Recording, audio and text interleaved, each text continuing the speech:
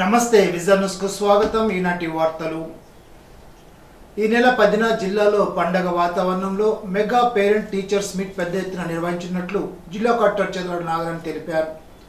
గత ఏడాది కేవలం ప్రభుత్వ పాఠశాలలోనే పేరెంట్స్ టీచర్స్ మీట్ నిర్వహించడం జరిగిందని, ఈ ఏడాది ప్రైవేటు పాఠశాలతో పాటు ప్రభుత్వ ప్రైవేటు జూనియర్ కాలేజీల్లో కూడా పీటీఎం సమావేశాలు నిర్వహించడానికి విస్తృత ఏర్పాట్లు చేసినట్లు తెలిపారు.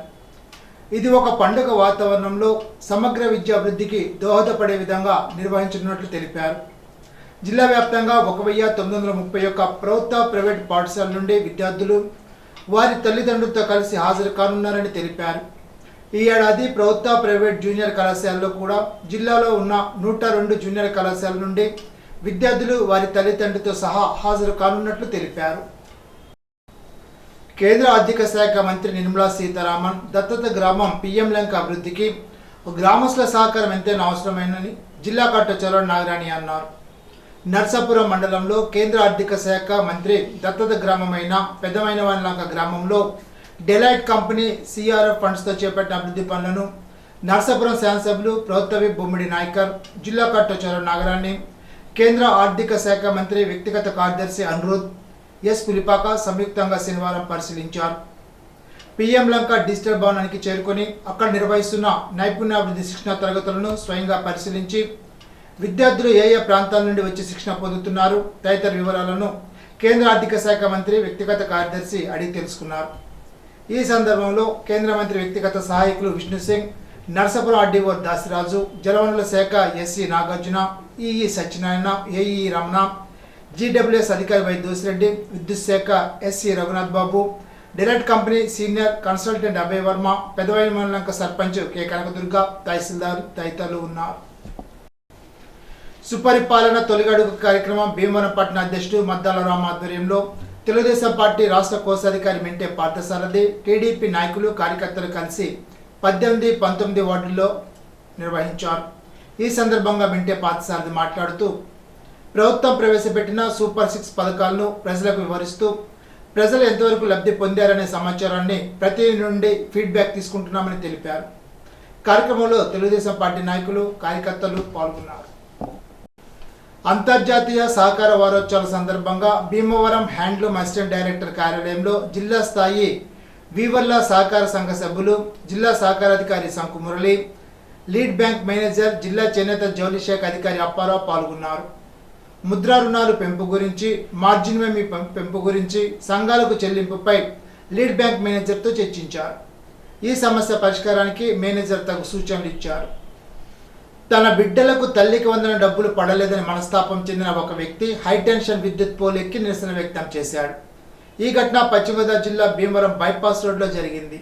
భీమవరం అరుంధతిపేటకు చెందిన శ్యామ్ చెప్పులు కుట్టుకొని భార్య 2 పిల్లలను పోషిస్తున్నాడు. అయితే రాష్ట్ర ప్రభుత్వం విడుదల చేసిన తల్లికి వందన డబ్బులు 2 పిల్లలకి పడకపోవడంతో మనస్తాపం చెందిన శ్యామ్ బైపాస్ రోడ్లో ఉన్న హైటెన్షన్ విద్యుత్ పోల్ ఎక్కి నిరసన వ్యక్తం చేశాడు. పోలీసులు రంగప్రవేశం చేసి ప్రభుత్వం ద్వారా డబ్బులు ఇప్పిస్తామని మైక్ ద్వారా చెప్పారు. శ్యామ్ భార్య పిల్లలు కూడా డబ్బులు జమ అయ్యాయని నమ్మబలకడానికి ప్రయత్నించారు. కానీ శ్యామ్ ఎవరి మాట వినకుండా తనకు కాగితం రాసివ్వాలని పోలీసులకు సూచించాడు. పోలీసులు కాగితం రాసిన తర్వాత శ్యామ్ పోల్ నుండి కిందకు దిగాడు. అనంతరం 1 టౌన్ సిఐ నాగరాజు అతన్ని భీమవరం ప్రభుత్వ ఆసుపత్రికి తరలించారు. ఆదివారం తొలి ఏకాదశి సందర్భంగా రామన్నపేటలో గల ఐశ్వర్య దుర్గాదేవి ఆలయంలో భక్తుల సహాయ సహకారంతో ఆలయ కమిటీ ఆధ్వర్యంలో అర్చక స్వామి చేబోలు రామలింగేశ్వర స్వామి ఆధ్వర్యంలో అమ్మవారికి కుంకుమార్చన, పుష్పార్చన నిర్వహిస్తారని ఆలయ కమిటీ చైర్మన్ దాసరి నాగరాజు తెలిపారు. ఆషాఢ మాస సందర్భంగా ఆషాఢ సారి సమర్పిస్తారని, ఆషాఢ శాకాంబరిగా అమ్మవారిని అలంకరణ చేస్తారని తెలిపారు. భక్తులు ఈ కార్యక్రమంలో పాల్గొని తీర్థప్రసాదాలు స్వీకరించాలని కోరారు. అత్తిల్లో గల రుక్మిణి సత్యభామ సమేత వేణుగోపాల స్వామివారి ఆలయంలో తొలి ఏకాదశి పర్వదినం సందర్భంగా స్వామివారికి ప్రత్యేక అభిషేకాలు, అర్చనలు నిర్వహించారు. తెల్లవారుజామున వివిధ రకాల పండ్ల రసాలతో అభిషేకం జరిపారు. వివిధ పుష్పాలతో అర్చనలు చేశారు. తులసి దళాలతో అర్చనలు నిర్వహించారు. ఈ సందర్భంగా స్వామివారిని విశేషంగా అలంకరించారు. విష్ణు సహస్రనామ పారాయణం, లలిత సహస్రనామ పారాయణం జరిపారు. పెద్ద సంఖ్యలో భక్తులు స్వామివారిని దర్శించుకున్నారు. ఆలర్చకులు వాడపల్లి సత్యనారాయణాచార్యులు, వల్లి వెంకటేష్, సూర్యతేజ ఆధ్వర్యంలో భక్తులకు ప్రసాద వితరణ జరిపారు. తణుకు శాసనసభ్యులు ఆర్మీ రాధాకృష్ణ ఉదయం 9 గంటలకు సుపరిపాలనలో తొలి అడుగు ఇంటింటికి తెలుగుదేశం కార్యక్రమం కింద అత్తిలి మండలం పాలూరు గ్రామంలో పర్యటిస్తారని, ఉదయం 10 గంటలకు కొమ్మరలో పర్యటిస్తారని, మధ్యాహ్నం 3 గంటల 30 నిమిషాలకు తణుకు 15వ వార్డులోను, మధ్యాహ్నం 4:30 గంటలకు 16వ వార్డులో పర్యటిస్తారని ఎమ్మెల్యే కార్యాలయం వారు తెలిపారు.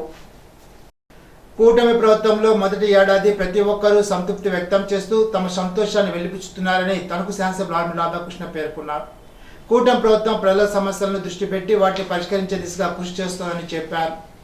ఇంటింటికి తెలుగుదేశం పార్టీతో పాటు సుపరిపాలనలో తొలి అడుగు కార్యక్రమంలో భాగంగా తణుకు మండలం కోనాల, ముద్దాపురం గ్రామాల్లో ఎమ్మెల్యే రాధాకృష్ణ ఇంటింటికి పర్యటించి స్థానిక సమస్యలతో పాటు అందుతున్న సంక్షేమ పథకాలను అడిగి తెలుసుకున్నారు. ఈ సందర్భంగా ఆయన మాట్లాడుతూ ప్రతి కుటుంబం పేదరికాన్ని గెలిచే విధంగా P4 విధానాన్ని చంద్రబాబు నాయుడు అమల్లోకి తీసుకువచ్చారని గుర్తు చేశారు. కూటమి ప్రభుత్వం ఏర్పడిన తర్వాత ముఖ్యమంత్రి చంద్రబాబు సారథ్యంలో అభివృద్ధితో పాటు సంక్షేమాన్ని అందించేందుకు ఒక మంచి ప్రభుత్వం అందరికీ అందుబాటులో ఉందని, ప్రతి ఒక్కరిలో సంతృప్తి వ్యక్తమవుతోందని చెప్పారు.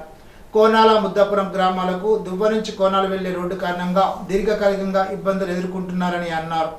ఇందుకు సంబంధించి ప్రభుత్వం నుంచి నిధులు మంజూరయ్యాయని, త్వరలోనే టెండర్ ప్రక్రియ పూర్తి చేసి రోడ్డు నిర్మాణం పూర్తి చేయడానికి ప్రణాళికలు సిద్ధం చేసినట్లు తెలిపారు. అభివృద్ధితో పాటు సంక్షేమాన్ని సమపాలన అమలు చేస్తూ ముఖ్యమంత్రి నారా చంద్రబాబు నాయుడు, ఉప ముఖ్యమంత్రి పవన్ కళ్యాణ్, మంత్రి లోకేష్, ప్రధానమంత్రి నరేంద్ర మోడీ సహకారంతో రాష్ట్రాన్ని సమగ్రంగా అభివృద్ధి చేయడానికి ముందుకు వెళ్తున్నట్టు చెప్పారు. కార్యక్రమంలో తెలుగుదేశం పార్టీ నాయకులు, కార్యకర్తలు పాల్గొన్నారు. ముఖ్యంగా గౌరవ ముఖ్యమంత్రి నారా చంద్రబాబు నాయుడు గారు ఏదైతే ఈరోజు స్వర్ణాంధ్ర లక్ష్యంగా పెట్టుకుని పనిచేస్తున్నారో దానికి సంబంధించి ఈరోజు స్వర్ణాంధ్ర P4 కార్యక్రమాన్ని తీసుకోవడం జరిగింది. P4 కార్యక్రమం ద్వారా ప్రజలు, ప్రభుత్వం, అలాగే ప్రైవేటు సంస్థలు భాగస్వామ్యంతో, పార్ట్నర్షిప్తో ఈరోజు ఎవరైతే సమాజంలో ఆర్థికంగా ఉన్నత స్థానంలో ఉన్నారో అటువంటి కుటుంబాలు, ఎవరైతే సమాజంలో కింద స్థానంలో ఆర్థికంగా కొంచెం కింద స్థానంలో ఉన్నారో వారికి చేయూతనివ్వాల్సి ఉందో అటువంటి వారిని దత్తత తీసుకునే విధంగా ఈరోజు మార్గదర్శకులుగా ఎవరైతే ఆర్థికంగా ఉన్నంతగా ఉన్నారో వారు మార్గదర్శకులు అయ్యండి కొన్ని బంగారు కుటుంబాలను ఐడెంటిఫై జరుగుతుంది. బంగారు కుటుంబాలంటే ఎవరైతే ఆర్థికంగా కింద స్థాయిలో ఉన్నారో, ఎవరికైతే ఉద్యోగాల్లో కానీ, చదువులో కానీ, ఇతర కార్యక్రమాల్లో కానీ కొంత చేయూత అవసరం, అటువంటి కుటుంబాలని ఐడెంటిఫై చేసి పేదరికంలో ఉన్నటువంటి కుటుంబాలు వారిని బంగారు కుటుంబాలుగా గుర్తించి వారికి మార్గదర్శకులని అడాప్ట్ చేసుకునే విధంగా, దత్తత తీసుకునే విధంగా మార్గదర్శకులు ఈ బంగారు కుటుంబాలను దత్తత చేసుకునే విధంగా ప్రభుత్వం ఈ P4 కార్యక్రమాన్ని తీసుకురావడం జరిగింది.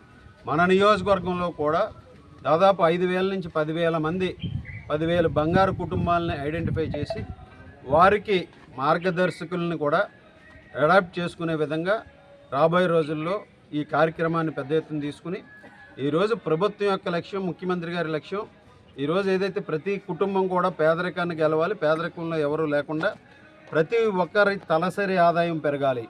ఈరోజు తలసరి ఆదాయం 2,18,000 రూపాయలు ఉంది. దాన్ని 2047వ సంవత్సరానికి తలసరి ఆదాయం 55 లక్షల రూపాయలకి తీసుకువెళ్ళాలి అనేది ఈ ప్రభుత్వ లక్ష్యం. రాష్ట్ర ప్రభుత్వం ఎన్ని ఆర్థిక ఇబ్బందులు ఎదుర్కొంటున్నప్పటికీ ప్రజలకు సంక్షేమ పథకాలు అందించడమే లక్ష్యంగా కూటమి ప్రభుత్వం కృషి చేస్తోందని తెలుగుదేశం పార్టీ జిల్లా అధ్యక్షుడు, APICC చైర్మన్ మంత్రి రామరాజు పేర్కొన్నారు.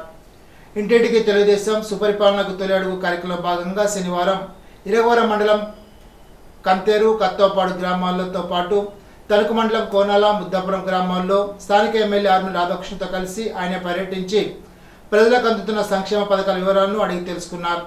గత వైసీపీ ప్రోత్సాహంలో నిర్లక్ష్యం చేసిన రోడ్డు 70% మేర పూర్తి చేసినట్లు చెప్పారు. అర్హులైన ప్రతి ఒక్కరికి సంక్షేమ పథకాలు అందించే లక్ష్యంతో ఎమ్మెల్యే రాధాకృష్ణ చర్యలు తీసుకుంటున్నారని తెలిపారు. క్షేత్రస్థాయిలో ప్రజలు ఎదుర్కొంటున్న సమస్యలను ఎప్పటికప్పుడు తెలుసుకుంటూ క్షేత్రస్థాయిలో పార్టీ శ్రేణులు ఎమ్మెల్యే దృష్టికి తీసుకువచ్చి సమస్య పరిష్కారానికి కృషి చేయాలని సూచించారు. కార్యక్రమంలో తెలుగుదేశం పార్టీ నాయకులు, కార్యకర్తలు పాల్గొన్నారు. గౌరవనీయులు నారా చంద్రబాబు నాయుడు గారు, అదేవిధంగా లోకేష్ బాబు యొక్క ఆదేశాల మేరకు రాష్ట్రంలో ఉండే ప్రజలందరి దగ్గరికి కూడా స్థానికంగా ఉండే శాసనసభ్యులు కానీ, జిల్లా అధ్యక్షులు కానీ, వివిధ కమిటీలో ఉన్నటువంటి సభ్యులందరూ కూడా వెళ్ళి గ్రామాల్లో ఎవరైతే ఇంకా ఏమన్నా వారికి ఉన్న పెన్షన్ విషయంలో కానీ, ఒక రేషన్ విషయంలో కానీ, ఏ ఒక్క విషయంలో ఏ ప్రాబ్లమ్స్ ఉన్నాయి, ఈ సంవత్సరం కాలంలో ఆర్థికంగా ఎన్ని ఇబ్బందులు ఉన్నా కూడా పూర్తి స్థాయిలో ఈ సంవత్సరం సుపరిపాలనలో ఒక పక్కన పెన్షన్ అనే కాదు, ఒక పక్కన రాబోయే బస్సు కానీ, అదేవిధంగా పిల్లలకి చదువుకు సంబంధించి కానీ అన్ని రకాలుగా ప్రభుత్వం చేయడం జరుగుతూ ఉంది. ముఖ్యంగా ఒక పక్కన రోడ్ల వ్యవస్థ చాలా కుంటుపడిపోయిన పరిస్థితుల్లో సుమారుగా 60-70% రోడ్లు కూడా పూర్తి చేయడం జరిగింది. ఏదైతే ఆ రోజుకి ఉన్నటువంటి ప్యాచ్ వర్క్స్ ఏవైతే ఉన్నాయో అది 100% చేయడం జరిగింది.